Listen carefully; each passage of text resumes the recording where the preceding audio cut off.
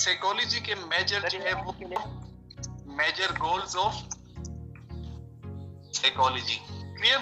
कौन कौन से गोल्स है इसको यहाँ पर भी मैं आप लोग के सामने प्रैक्टिकली क्या कहते हैं वो निमोनिक टैक्टिक को यूज कर लेता हूँ, जिसको मैंने खुद यूज किया हुआ है अपनी मेमोरी को इंप्रूव करने के लिए, और जिसके बेस पर ये साइकोलॉजी के जो 4 गोल्स हैं ये कभी भी मतलब मुझसे नहीं भूलेंगे कभी भी। अच्छा, फर्स्ट वन हमारे पास आ जाते हैं। कौन सा गोल है वो? फर्स्ट वन हमारे पास आ जाते हैं डी, सेकेंड हमारे पास आ जाते हैं ई, फिर हमारे पास सी, फिर उसके बाद मेरे पास आ जाते हैं सी। क्लियर? ये फर्स्ट अल्फाबेट्स को मैंने पिक किया हुआ है साइकोलॉजी के 4 गोल्स को मेमोराइज करने के लिए। अच्छा, ये फर्स्ट वन जो है इससे क्या मतलब है कि साइकोलॉजी का पहला गोल क्या है? साइकोलॉजी डिस्क्रिप्शन है। क्लियर? डिस्क्रिप्शन यानी कि साइकोलॉजी सबसे पहले क्या करता है? साइकोलॉजी का सबसे पहला मकसद यही है कि वो एक बिहेवियर को डिस्क्राइब कर ले। Clear? To describe the human, describe the behaviour. Clear? यानी कि ये साइकोलॉजी सबसे पहले किसी भी बिहेवियर को डिस्क्राइब कर लेता है कि यार what is happening. Clear?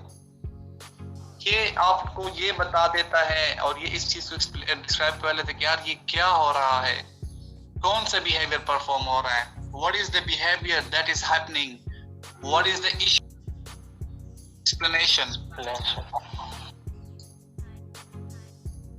Clear? अब ये एक्सप्लेनेशन क्या होती है? अच्छा, अब साइकोलॉजिस्ट जब एक बिहेवियर को डिस्क्राइब कर लेता है कि क्या हो रहा है, फिर उसके बाद साइकोलॉजिस्ट का दूसरा मकसद क्या होता है? दूसरा मकसद, दूसरा टारगेट जो होता है वो साइकोलॉजिस्ट का एक्सप्लेन करना होता है, एक्सप्लेनिंग द बिहेवियर। यानी कि एक बिहेवियर है उसके लिए एक्सप्लेनेशन देना, व्हाई, वेयर एंड हाउ। इसका आंसर वो कर रहा होता है। यानी कि एक बिहेवियर है वो किधर हो रहा है, वो क्यों हो रहा है और वो कैसे हो रहा है। साइकोलॉजिस्ट बिहेवियर के इन एस्पेक्ट्स को एक्सप्लेन करने की और राइट करने की कोशिश कर रहा होता है। क्लियर? इसकी मैं फिर आखिर में आप लोगों को एग्जांपल भी दूंगा। डिस्क्रिप्शन, हम कैसे बिहेवियर को डिस्क्राइब करते हैं, कैसे उसको एक्सप्लेन करते हैं। नेक्स्ट जो गोल है साइकोलॉजिस्ट का वो क्या होता है? उसका हम कह सकते हैं प्रेडिक्शन। प्रेडिक्शन से क्या मतलब है? प्रेडिक्शन से मतलब ये है कि एक साइकोलॉजिस्ट बिहेवियर के फ्यूचर में होने के बारे में बताने की कोशिश कर रहा होता है कि यार फ्यूचर में वो बिहेवियर कैसे होगा। फिर यानी कि हम कह सकते हैं कि what will happen in future. फिर साइकोलॉजिस्ट ये टारगेट रख रहा होता है जब वो एक बिहेवियर को डिस्क्राइब कर लेता है, एक्सप्लेन कर लेता है, फिर उसका मकसद क्या होता है, फिर उसका मकसद फ्यूचर के बारे में चला जाता है कि यार ये फ्यूचर में कैसा होगा। क्लियर? इसके बाद लास्ट वन जो गोल है एक साइकोलॉजिस्ट का, हम उसको कह सकते हैं सी फॉर कंट्रोल। क्लियर? यानी कि एक साइकोलॉजिस्ट जो होता है वो फिर बिहेवियर को कंट्रोल करने के बारे में सोच रहा होता है। यानी कि मैंने जैसे कि शुरू में आप लोग को क्लास में कि कुछ नॉर्मल बिहेवियर होते हैं, कुछ इबनॉर्मल बिहेवियर होते हैं, राइट? आप लोग को याद है? तो उसमें वो जो इबनॉर्मल बिहेवियर होते हैं साइकोलॉजिस्ट उसको कंट्रोल करने की कोशिश करता है कि यार उस बिहेवियर को मैं कैसे कंट्रोल करता हूँ। हम साइकोलॉजिस्ट के बाद जब भी क्लाइंट आते हैं तो उसमें यही होता है कि हम पहले उनके प्रॉब्लम को, उनके इबनॉर्मल बिहेवियर को डिस्क्राइब कर लेते हैं, उसको फिर एक्सप्लेन कर लेते हैं, उसको फिर प्रेडिक्ट कर लेते हैं। जब प्रेडिक्शन में हमें ये पता लग जाता है कि यार ये बिहेवियर इबनॉर्मल है, फ्यूचर में भी ये ऐसे हो सकता है। मिसाल के तौर पर कि यार एक बंदा है वो अल्कोहलिक है, यार उसका बहुत ज्यादा एडिक्टेड है अल्कोहल को, करंटली तो प्रेजेंट में वो इस तरह बिहेवियर परफॉर्म कर रहे, ड्रिंक्स बहुत ज्यादा लेता है। तो फ्यूचर में भी यार वो इस तरह ड्रिंक्स ज्यादा लेगा।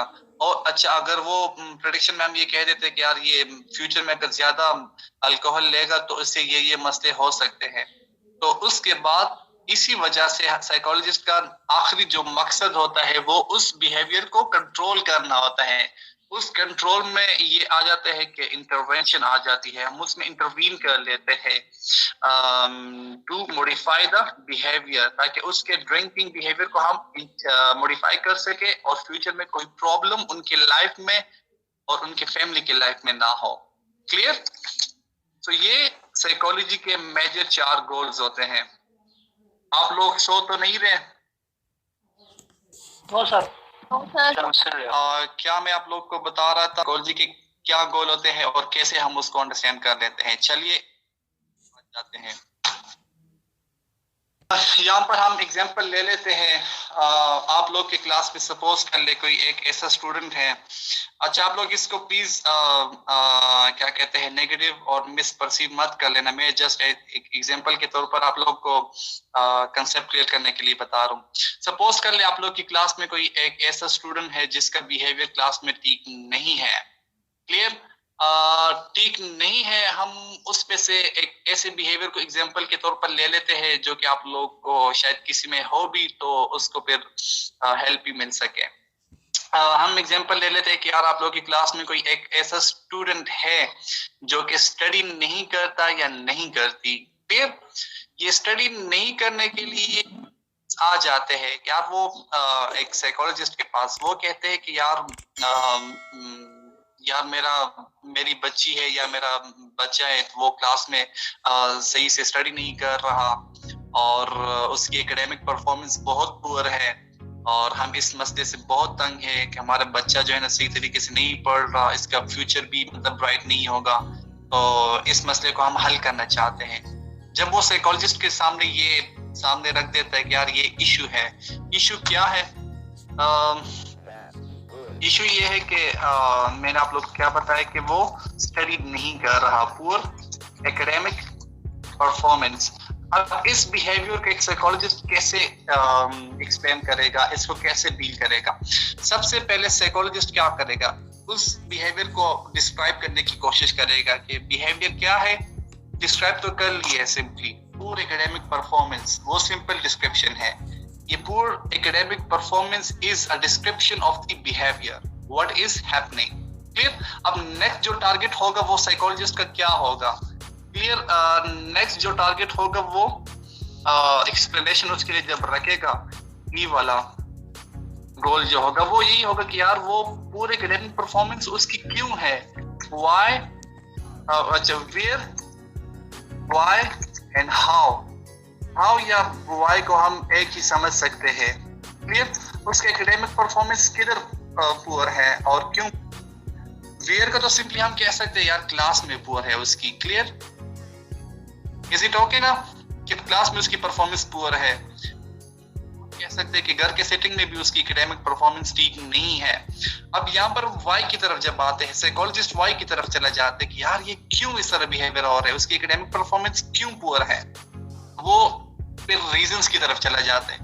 रीजंस में सामने क्या क्या आ जाती है? रीजंस में हम कह सकते हैं कि यार टीचर जो है ना इनइफेक्टिव है, टीचर सही तरीके से नहीं पढ़ा रहे। क्लियर? इसके अलावा ये रीजन भी हो सकता है कि वो लड़का जो है ना खुद स्टडी नहीं कर रहा, not doing study. Clear? Study जब नहीं कर रहा उसके बयान उसमें लैक ऑफ इंटरेस्ट भी हम कह सकते हैं, उसका उस फील्ड में दिलचस्पी नहीं है उस सब्जेक्ट में जिसमें उन्होंने एडमिशन लिया हुआ है। इसके अलावा क्या कहते हैं क्लास में क्लास के एनवायरनमेंट भी बुरा हो सकता है। Clear? Class environment isn't well organised या डिस्ट्रप्टिव हम कह सकते हैं। क्लियर? इस तरह मुख्तलिफ वजूहात हो सकती हैं उस पूर परफॉर्मेंस के बिहाइंड। क्लियर? अब नेक्स्ट हो जाता है जब एक साइकोलॉजिस्ट के सामने उस पूर परफॉर्मेंस की वो एक्सप्लेनेशन सामने आ जाती है कि यार ये क्यों हो रहा है, किधर हो रहा है, तो फिर उसके बाद साइकोलॉजिस्ट क्या करता है, प्रेडिक्शंस के बारे में सोचता है, फ्यूचर के बारे में। यार चलो ठीक है यार, ये बिहेवियर है, इसके बाद ये रीजन है, अगर यही रीजंस बरकरार रहे तो फ्यूचर में भी पॉसिबल है कि यार वो नेक्स्ट सेमेस्टर में भी पूर परफॉर्म करेगा, नेक्स्ट में भी इसी तरह उनकी बिहेवियर, उनका परफॉर्मेंस पुअर रहेगा। अब साइकोलॉजिस्ट का क्या मतलब किरदार होगा, नेक्स्ट जो किरदार होगा वो सी यानी कि कंट्रोल की तरफ वो सोचेगा, यार इसको वो कैसे कंट्रोल कर सकता है उस बिहेवियर को। क्लियर? कंट्रोल कैसे करेगा? अब उसके लिए साइकोलॉजिस्ट क्या करेगा, उसके लिए इंटरवेंशंस डेवलप करेगा। कैसे क्या इंटरवेंशन डेवलप करेगा?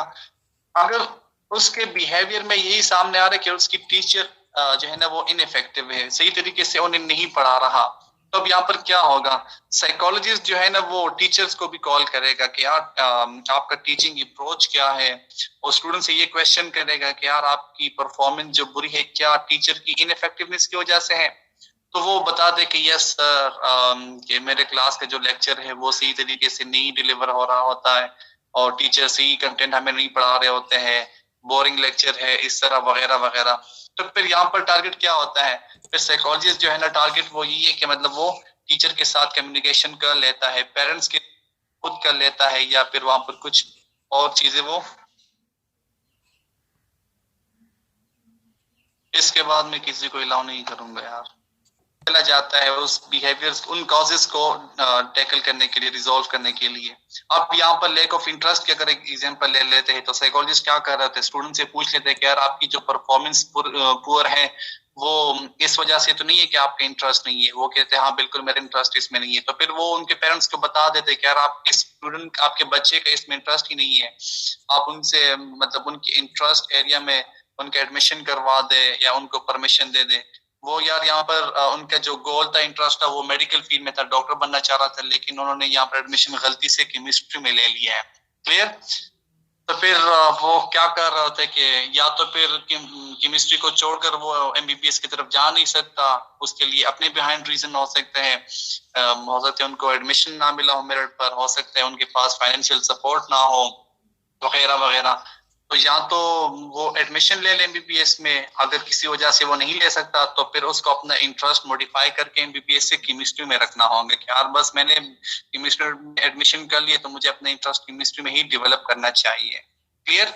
फिर उसके लिए अपने आगे फर्दर स्ट्रेटजीज होंगी कि आपने कैसे केमिस्ट्री में अपना इंटरेस्ट डेवलप करना है। So it is a sort of an example for understanding the major goals of psychology. अब